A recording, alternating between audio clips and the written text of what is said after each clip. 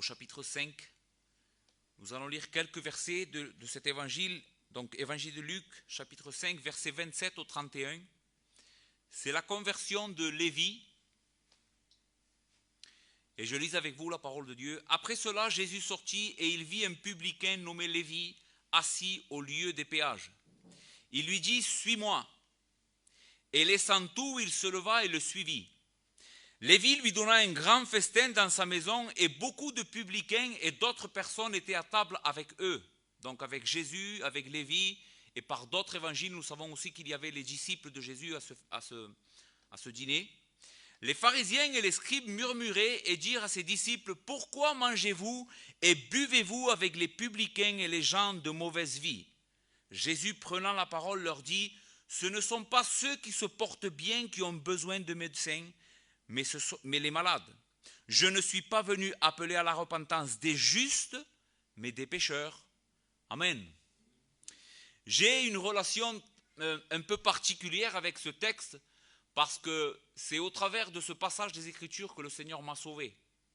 C'est avec ces mots, avec cette conversion, avec ce passage de la Bible, que la première fois de ma vie, j'ai vu la gloire de Christ, je me suis repenti de mon péché et je suis venu à la vie, à la nouvelle vie. Donc c'est pour ça que vraiment ce passage me tient à cœur et c'est un passage extraordinaire qui nous révèle la miséricorde et la grâce de notre Dieu.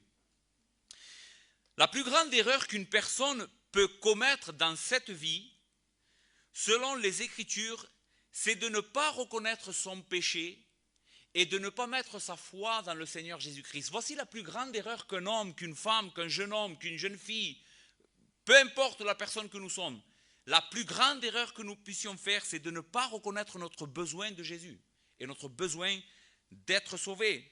Je dis que c'est la plus grande erreur parce que cela en réalité va tout coûter à cette personne. Peu importe la richesse, la santé, la réputation qu'un homme peut avoir, le statut qu'il peut avoir, à la fin de sa vie, la Bible nous enseigne que cette personne va tout perdre pour aller dans un endroit de tourment et de souffrance pour toute l'éternité. Donc, Jésus dira lui-même, à quoi sert-il à un homme de gagner toute chose si à la fin il perd son âme ? Paul dira dans 2 Corinthiens, chapitre 4, verset 3 à 4, il dira, « Si notre évangile est encore voilé, il est voilé pour ceux qui périssent. » Voici pour qui l'évangile est quelque chose de voilé, quelque chose qui ne voit pas. En réalité, comme nous allons le voir ce soir, quelque chose qui ne porte pas d'importance en réalité. Si notre évangile est encore voilé, il est voilé pour ceux qui périssent, pour les incrédules dont le Dieu de ce siècle a aveuglé l'intelligence, afin qu'ils ne voient pas briller la splendeur de l'évangile de la gloire de Christ, qui est l'image de Dieu. Voici le grand problème de la personne qui ne vient pas à Christ. Il n'est pas en train de voir les choses correctement. La Bible dit dans ce texte que ces personnes périssent dans leur péché car elles ne voient pas. Leur entendement est voilé. Elles ne perçoivent pas la réalité, non simplement de Dieu, mais de eux-mêmes, comme il faut. Ils ont une perception d'eux-mêmes qui est fausse, qui est erronée. Elles se trompent en réalité, se croyant n'avoir pas besoin de salut, ni de l'évangile, et encore moins de Jésus-Christ. Et je sais ce soir ici, je sais qu'il y a des personnes qui ne sont pas sauvées ici au milieu de nous et qui ne sont pas contre l'évangile. Même qui peuvent dire, moi j'aime Jésus, je sais que Jésus c'est la vérité. Mais en réalité, je voudrais que tu te poses cette question ce soir. Pourquoi est-ce que tu n'es pas encore croyant ? Pourquoi tu n'as pas encore été sauvé ? Le texte que nous venons de lire et le texte que nous allons méditer enseignent qu'en réalité, c'est parce que tu n'as jamais vu ta réelle condition et ton besoin. Tu ne l'as jamais vu. Et je prie de tout mon cœur que le Seigneur te montre ce soir qui tu es, comme il l'a fait pour moi il y a quelques années en arrière au travers de ce texte. Bien sûr, le texte de Corinthiens nous dit clairement qu'il y a une activité diabolique qui tient dans cet état d'aveuglement ces hommes et ces femmes. Et c'est pour cela que l'évangile est beaucoup plus qu'un simple message qui essaye de te persuader. Je n'essaye pas de te persuader de quelque chose. Oui, j'essaye de te persuader, mais cela n'est pas dans mes forces en réalité. L'évangile, ce n'est pas simplement un appel à suivre une religion. En réalité, l'évangile, c'est la puissance de Dieu qui fait passer de la mort à la vie, qui réveille les morts, qui donne la vie où il n'y en a pas. Voici l'évangile de Jésus-Christ. Une vie nouvelle, une vie qui est libérée de l'emprise de Satan et de la domination du péché. C'est ça l'évangile. C'est plus que simplement une philosophie, inviter les personnes à vivre mieux que les autres. Non, c'est beaucoup plus que ça. C'est être sauvé de son péché, de la misère que le péché a entraîné dans l'humanité. Et c'est exactement ce que ce texte que nous allons méditer dans l'évangile de Luc enseigne. Comment est-ce que Jésus, le Messie, a sauvé un misérable pécheur? Comment est-ce que le Seigneur a sauvé un jour cet homme, Lévi? Et en même temps, le texte nous enseigne, et Jésus va profiter de ce moment où il va sauver Lévi pour donner une leçon très importante à toutes ces personnes qui étaient là au moment de ce dîner, et à toi et à moi ce soir, qui croyaient être justes, mais qui en réalité avaient eux aussi besoin de salut. Et j'espère que toi et moi, nous allons comprendre la leçon de notre Seigneur ce soir et l'accepter, la recevoir et nous repentir de notre péché. Le texte commence dans le verset 27 par ces paroles « après cela ». Dans le contexte immédiat, si nous regardons juste avant, Jésus vient de guérir un paralytique qui avait été amené par des amis. Quelques hommes vont porter un homme qui était paralytique, qui ne pouvait pas marcher, ils vont le porter jusqu'à Jésus pour que Jésus le guérisse. Et Jésus va guérir ce paralytique. Devant tout le monde, il va faire ce miracle extraordinaire. Un homme qui était paralytique va se lever de son lit et marcher. Mais Jésus, le texte nous enseigne qu'il va faire cela pour démontrer une chose, qu'il est le véritable Messie. Et ce miracle extraordinaire où il va guérir ce paralytique était en train de démontrer que non seulement Jésus avait la puissance de guérir le paralytique, mais qu'en tant que Messie, Fils de Dieu, co-héritier de la gloire éternelle, il peut même pardonner les péchés. Quelque chose qui est réservé uniquement à Dieu. Qui pardonne les péchés? C'est ce que le texte nous enseigne. Les religieux vont dire, cet homme commet un blasphème, car qui peut pardonner les péchés si ce n'est Dieu? Et Jésus va démontrer par la puissance de ce miracle que lui, oui, peut pardonner les péchés. Donc ceci est le contexte immédiat. Juste avant, Jésus vient de faire cela. Après cela, donc on peut dire que juste après avoir guéri ce malade paralytique.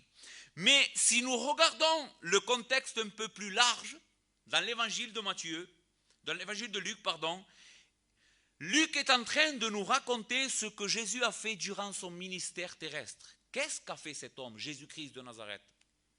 Qu'est-ce qu'il a fait? Dans l'évangile de Luc, on peut voir qui il est. Qu'est-ce qu'il a fait? En réalité, l'évangile, les 4 évangiles sont des biographies de Jésus, ce qu'il a fait durant sa vie. Eh bien, Luc est en train de nous faire voir que Jésus a manifesté la gloire de Dieu au milieu des hommes. Une gloire comme la gloire du Fils unique venu du Père. Il a démontré premièrement cette gloire, cette puissance en faisant des prodiges extraordinaires. Et nous le voyons dans l'évangile de Luc. Il va guérir les malades, il va ressusciter les morts, il va donner la vue aux aveugles. Et aussi en publiant la vérité, Jésus a manifesté la gloire de Dieu en apportant la vérité au monde. Jean nous le dira ça, la lumière, la vérité est venue par la venue de notre Seigneur Jésus-Christ. Nous connaissons la vérité sur Dieu à cause de lui. Et ensuite, les évangiles nous enseignent qu'il a donné sa vie comme la rançon pour les pécheurs que nous sommes. Jésus n'est pas simplement venu sauver, guérir les malades, mais son but principal était de mourir à notre place, afin de porter le châtiment de nos péchés et nous libérer en réalité de la condamnation. Donc, voici le contexte plus large de l'évangile, de ces textes que nous sommes en train de voir. Qui est Jésus? Jésus est le Fils de Dieu. Jésus est le Messie. Jésus est le Sauveur. Voici ce que nous dit Luc dans le chapitre 4, verset 14. Jésus, revêtu de la puissance de l'Esprit, retourna en Galilée, sa renommée se répandit dans tout le pays d'alentour, il enseignait dans les synagogues et il était glorifié par tous.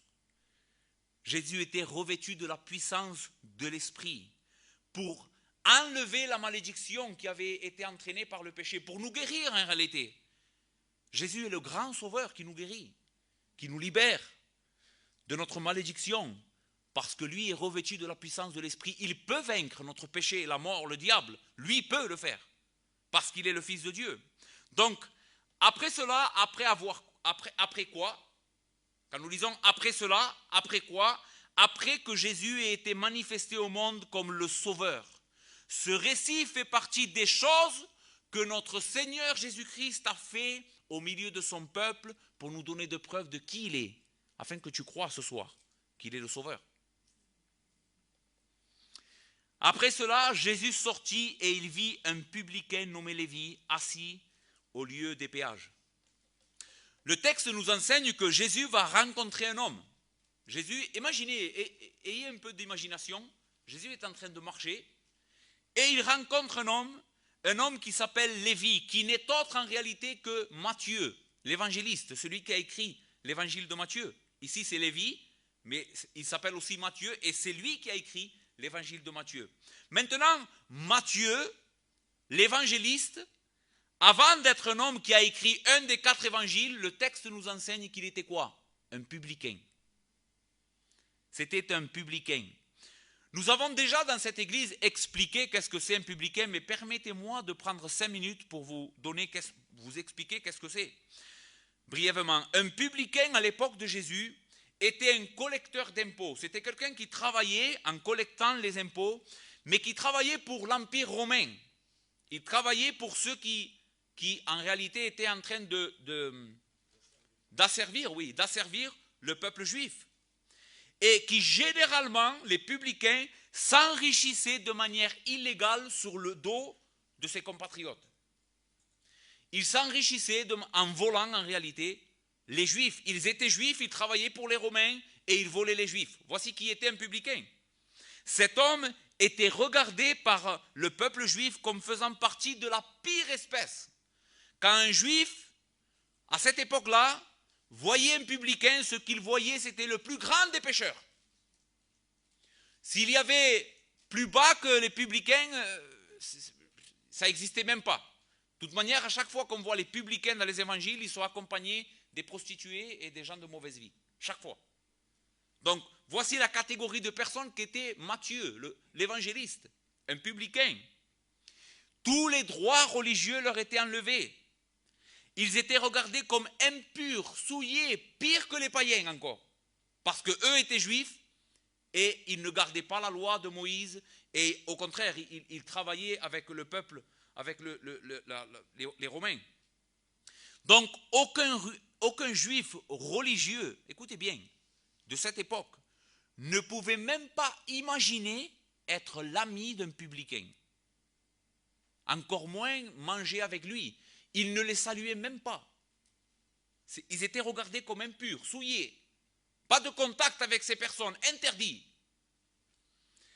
Cependant, et ici c'est quelque chose d'extraordinaire, ce que nous voyons dans notre passage, c'est le cœur extraordinairement miséricordieux, compatissant et bon du Dieu d'Israël. Ce Dieu qui, bien qu'il soit saint et qui haït notre péché, Dieu ne supporte pas le péché parce qu'il est saint et il ne supportait pas le péché de Lévi.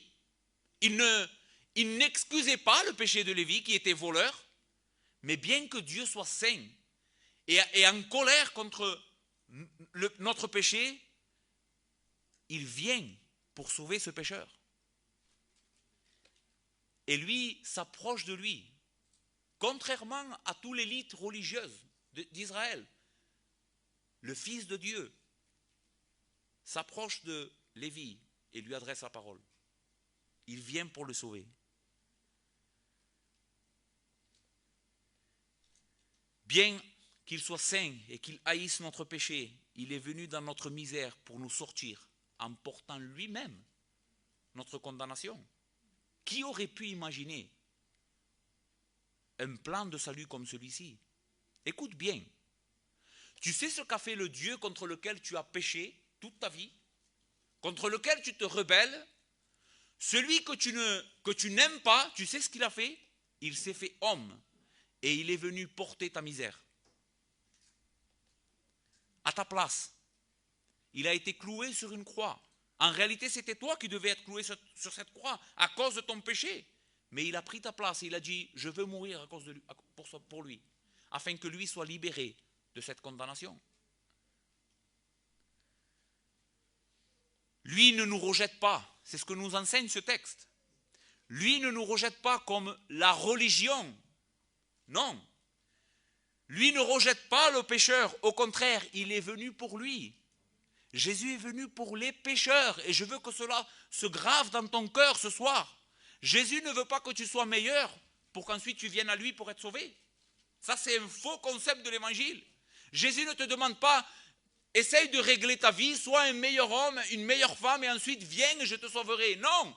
Jésus vient à toi, comme à Lévi, pendant qu'il était en train de voler, assis au poste de péage. Il vient, il lui dit, suis-moi. Maintenant, suis-moi, ces paroles, si on ne comprend pas bien ces paroles, on passerait à côté de quelque chose d'extraordinaire, parce que suis-moi, ce n'est pas simplement viens et marche avec moi. Ce n'est pas ça ce que le Seigneur est en train de lui dire. Quand nous voyons que Jésus dit à un homme, suis-moi, cela veut généralement dire, sois mon disciple, sois mon ami intime, celui à qui je vais partager tous mes secrets, celui que je vais faire participant de toutes les bénédictions de mon Père. En réalité, ce suis-moi veut dire, je veux te sauver, viens, je vais te sortir de ta misère, viens avec moi. À partir d'aujourd'hui, ton malheur s'arrête ici. Désormais, tu ne feras plus partie des hommes et des femmes qu'on dit de « non, je ne veux pas avoir de communion avec lui ». Tu seras quelqu'un qui sera béni pour toute l'éternité. Voici ce que Jésus est en train de lui dire à cet homme pécheur. Viens, sois la personne intime de mon cœur. Verset 28, et laissant tout, il se leva et le suivit.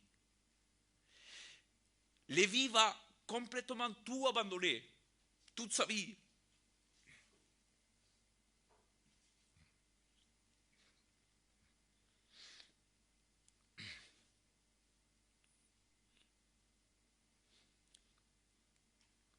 Pour suivre Christ. Quelle joie, n'est-ce pas?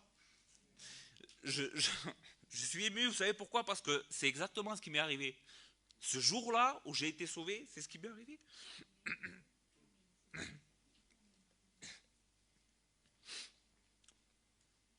Quelle joie pour Lévi, n'est-ce pas?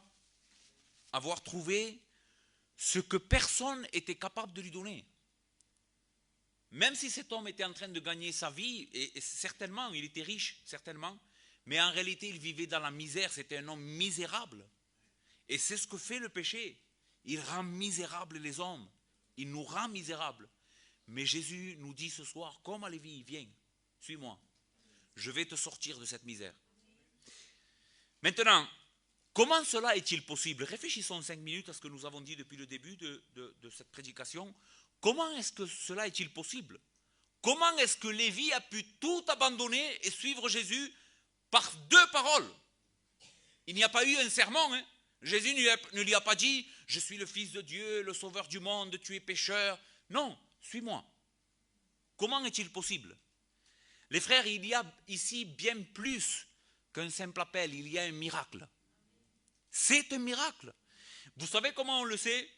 Parce que Lévi, celui qui a écrit l'évangile de Matthieu, si nous allons au chapitre 9 de l'évangile de Matthieu, il raconte, lui aussi, cette conversion.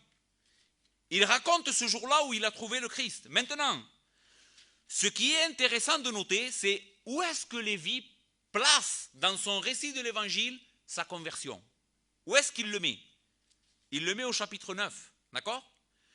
Mais le chapitre 9, si vous lisez le chapitre, à partir du chapitre 7, nous sommes en train de voir une section où Matthieu est en train de raconter plein de miracles. Il nous raconte par exemple,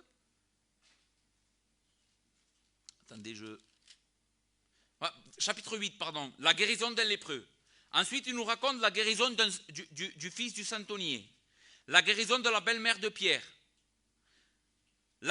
Jésus va arrêter la tempête avec une simple parole, il va dire au vent et à la mer, tais-toi et ça va s'arrêter. Il va raconter la guérison de 2 démoniaques, la guérison d'un paralytique. Et au milieu de tous ces miracles, il nous raconte la conversion de Lévi.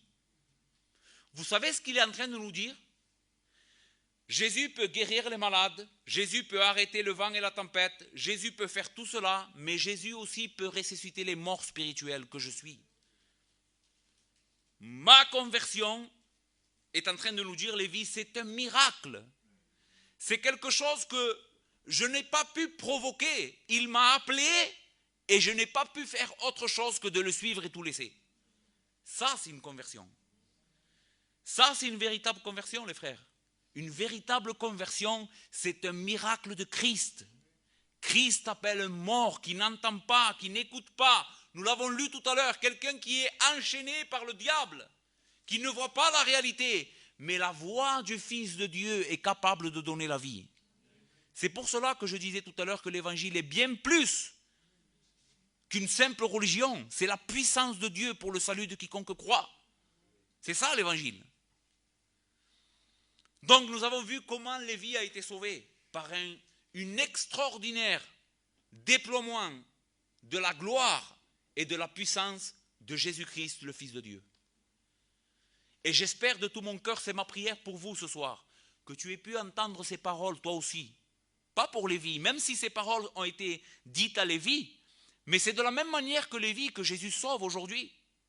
Il appelle les gens par l'évangile. Il les appelle par l'évangile. Et j'espère de tout mon cœur que ce soir tu as été appelé par Christ. Viens. Suis-moi. Regarde la misère dans laquelle tu es. Regarde quel type de personne tu es. Mais aujourd'hui, moi, je te sauve. Je te sors de là. C'est fini. Que va faire Lévi? Il va donner un grand festin à Jésus. C'est une manifestation de reconnaissance. C'est ce que nous lisons dans le verset 29. Lévi lui donna un grand festin. Ici, un grand festin. Si la Bible dit un grand festin, c'est parce que c'était un grand festin. Certainement que c'était une grande fête. Il avait donné beaucoup à manger, ça lui avait coûté beaucoup. Mais ce n'est pas parce que je ne pense pas que Lévi avait fait ça pour se vanter ou quoi que ce soit, mais c'est un élan de générosité. On voit la même chose quand le Seigneur sauve Zachée, c'est la même chose. C'est ce que nous voyons encore une fois ici. Lévi lui donna un grand festin dans sa maison et beaucoup de publicains et d'autres personnes étaient à table avec eux. Donc, une manifestation spontanée de générosité. Et c'est comme cela qu'on voit une véritable conversion, les frères. Vous le savez? Comment est-ce que tu vas pouvoir savoir si véritablement tu as entendu Jésus t'appeler, suis-moi? Parce que ta vie, à partir de ce moment-là, ne va plus être la même chose. Maintenant, tout ce que tu vas faire, tu vas le faire pour être reconnaissant à celui qui t'a sauvé, à celui qui t'a aimé. Quand il n'y avait rien à aimer en toi, lui t'a appelé. Lui a été ton ami quand personne ne voulait l'être. Et c'est ce que nous voyons dans notre texte. Donc une véritable conversion de Lévi. Maintenant, nous passons dans la deuxième section. Le Seigneur va donner une leçon ici aux personnes qui étaient là. Verset 30. Les pharisiens et les scribes murmuraient et dirent à ses disciples: pourquoi mangez-vous et buvez-vous avec les publicains et les gens de mauvaise vie? Souvenez-vous de ce que l'on a dit. Qu'est-ce qu'on a dit tout à l'heure? Quelle est la plus grande erreur qu'un homme ou qu'une femme, que quelqu'un peut faire de ce côté-ci de la vie? C'est de ne pas reconnaître qu'il est pécheur. Et ici, nous avons des hommes qui ne sont pas en train de se rendre compte qu'en réalité, eux aussi avaient besoin de salut autant que Lévi. Comment nous le savons? Parce qu'eux disent: Jésus ne devrait pas manger avec les gens de mauvaise vie, il devrait plutôt faire comme nous, s'abstenir d'eux, s'éloigner d'eux, parce que nous on est purs. Eux non. Voici ce qu'ils sont en train de dire. Pourquoi les disciples de Jésus et Jésus lui-même mangent-ils avec les gens de mauvaise vie? Quel concept erroné de soi-même. Croire que nous n'avons pas besoin de salut. On est assez propre pour que Dieu nous reçoive. On est assez bon pour que Dieu nous reçoive. On n'est pas comme les autres, nous. Malheureusement, c'est le concept que par nature, chacun de nous avons. À un certain degré, d'autres plus que d'autres. Mais écoutez-moi, chacun de nous, à cause du péché, nous avons une fausse conception de nous-mêmes. On se voit comme méritant. Crois-moi à ce que je suis en train de te dire. Je ne suis pas en train de te dire ça pour t'arabaisser ou parce que non, c'est parce que je t'aime et je veux te montrer la vérité. Si tu n'es pas en Christ, c'est parce que jusqu'à maintenant, tu n'as pas eu une conception de toi-même correcte. Jamais de ta vie, tu n'étais vu comme la personne misérable que tu es en réalité. Vous savez ce qui m'est arrivé, et je vais le raconter parce que je crois que c'est important. Comment est-ce que le Seigneur m'a convaincu avec ce texte? La personne qui était en train de prêcher avait quasiment terminé d'exposer le texte. Et véritablement, je n'étais pas converti. Jusqu'à la fin du passage. J'avais très bien compris ce qu'il avait dit. Je connaissais bien ce passage même. Mais jamais je n'avais été convaincu de cette réalité que nous sommes en train de voir. J'étais comme eux, moi aussi. Comment est-ce possible? Moi, je suis quelqu'un de bien. Comment est-ce possible que Jésus mange avec eux? Si j'aurais été là, j'aurais dit la même chose, moi aussi. J'avais une conception de moi très élevée. Mais le Seigneur, par grâce, m'a montré pour la première fois de ma vie qui j'étais réellement. Et j'ai vu la misère dans laquelle je me trouvais. Et vous savez ce que j'ai fait? C'est que quand le Seigneur m'a montré ma misère, immédiatement j'ai dit je veux en sortir d'ici. C'est pas possible qu'une personne comprenne qu'est-ce que c'est un homme, une femme pécheur, que ses yeux s'ouvrent à cette réalité et qu'ils disent non, je veux rester là. Je ne veux pas suivre Jésus. C'est pas possible. La personne à qui les yeux sont ouverts pour voir qu'est-ce qu'en réalité nous sommes, cette personne-là se convertit, se tourne vers Christ, cherche le salut, désespérément. Il va dire, si tu ne me sors pas de là, je meurs, ici, maintenant. Mais ces personnes n'étaient pas en train de le comprendre. Et voici le conseil de Christ pour eux. Jésus, prenant la parole, leur dit, ce ne sont pas ceux qui se portent bien qui ont besoin de médecins, mais les malades. Je ne suis pas venu appeler à la repentance des justes, mais des pécheurs. Ici, ce que le Seigneur est en train de dire, ce n'est pas que ces personnes n'étaient pas malades. On pourrait dire, ouais, alors pourquoi il dit ça? Non, le Seigneur est en train de leur parler un peu avec des paraboles pour leur montrer, vous croyez que vous n'êtes pas malade, que vous n'avez pas besoin de salut? Alors, le Messie d'Israël n'est pas pour vous. Parce que moi, je sauve que ceux qui reconnaissent que c'est des misérables. Je ne peux donner le salut, la gloire, la vie éternelle qu'à ceux qui reconnaissent qu'ils en ont besoin. En vous disant vous-même, on n'a pas besoin de salut, on est assez juste comme cela, vous vous privez vous-même de la vie éternelle. C'est ce que Jésus est en train de leur dire. Ce soir, je t'exhorte, je t'anime, je t'en supplie. Dis au Seigneur qu'il te fasse voir qui tu es. Ne te prive pas de la vie éternelle en te croyant juste. Mais laisse-toi convaincre par Christ. La Bible dit que tous ont péché et sont privés de la gloire de Dieu. Il n'y a point de juste, pas même un seul. Nul ne fait le bien. Tous sont pervertis. Tous. Nous avons tous besoin de salut ici. Et comment obtenir ce salut? Simplement en reconnaissant que tu en as besoin. Comment est-ce qu'on vient à Christ? En disant, Seigneur, j'en ai besoin. Je suis un pécheur, sauve-moi. S'il te plaît, sauve-moi. Je ne peux pas me sauver moi-même. Il n'y a que toi qui as été donné aux hommes pour être sauvé. Je viens à toi parce que je suis pécheur et j'ai besoin de salut. Jusqu'à ce que tu ne me sauves pas, je ne vais pas m'arrêter de te demander que tu me sauves.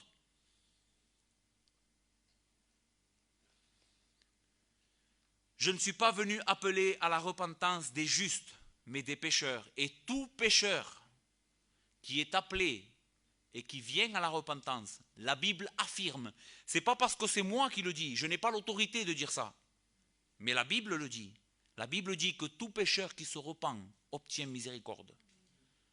Peu importe le degré de péché, Peu importe le type de personne que tu as été, peu importe la vie que tu as menée, ce que tu as fait, tout ce que tu veux. La Bible dit que si tu viens à Christ dans la repentance, tu obtiens miséricorde et vie éternelle. Le pardon de tes péchés immédiatement, parce que le sang de Jésus, le sang de l'agneau qui a été immolé, a la puissance de pardonner les péchés. La vie qui a été offerte pour les pécheurs n'est pas la vie de n'importe qui. C'est la vie du Fils éternel de Dieu. Elle a une valeur infinie. Elle peut payer une dette infinie. Parce que Christ a une valeur infinie. Douter que Jésus peut pardonner, que la puissance du sang de Christ peut pardonner tes péchés, c'est douter de la valeur de Christ. Mais si tu crois ce soir que Jésus est le Fils de Dieu et qu'il a donné sa vie pour toi, tu peux être sûr que tous tes péchés, puisque c'est la vie du Fils de Dieu qui a été donnée pour toi, peuvent être payés, peuvent être immédiatement effacés. Et tu reçois aujourd'hui la vie éternelle. Mais pour cela, il faut que tu crois. Crois ce soir dans ton cœur que Jésus est venu appeler des pécheurs. Pas des justes, des pécheurs. Amen. Santiago, Señor.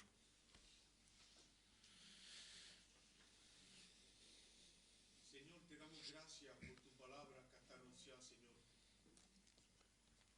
Qué gozo de saber que Cristo se ha dado la cruz para solamente que el que crea en Él, que ponga toda su fe en Él, Señor. S'il te plaît, el trabajo que tú has comenzado en la vida, Señor, llévalo al fin. Convence la vida de pecado, de justicia y de juzgamento. Oh Saint-Esprit, s'il te plaît, porque te lo pidamos en el nombre santo,